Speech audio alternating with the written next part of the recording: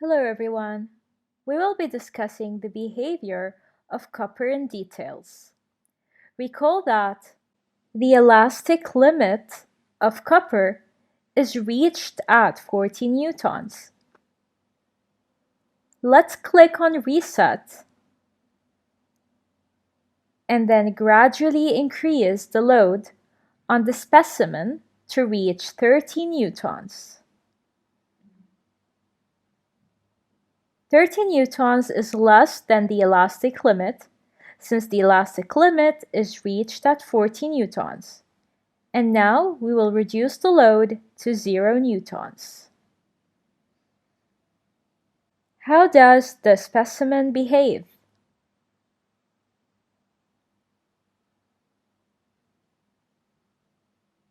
Yes, you are correct. It returns to its original length, to 0 extension. Now we're going to increase the load slowly to 43 newtons.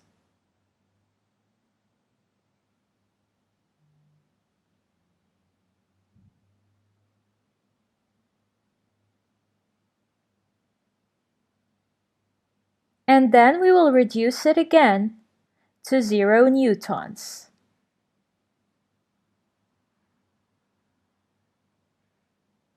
What has happened?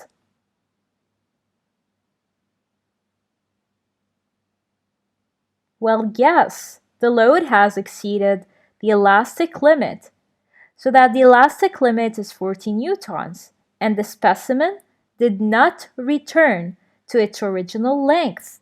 It became permanently deformed, of an extension of about 7 millimeters.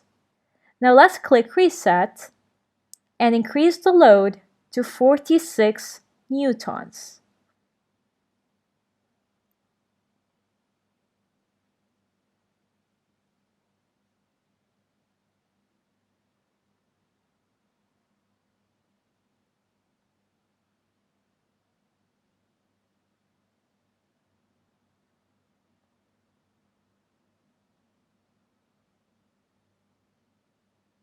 And then we will reduce it to 0 newtons.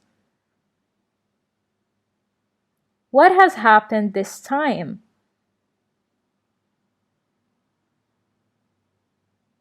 Yes, the specimen has been further permanently extended, so the extension now is greater. It's about 25 millimeters. What do you notice about the gradient of the graph when you are reducing the load?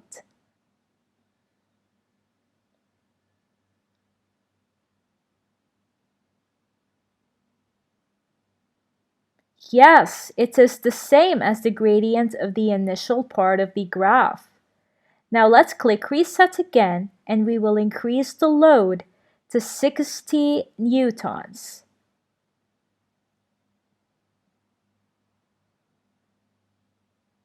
And then we will unload the specimen again.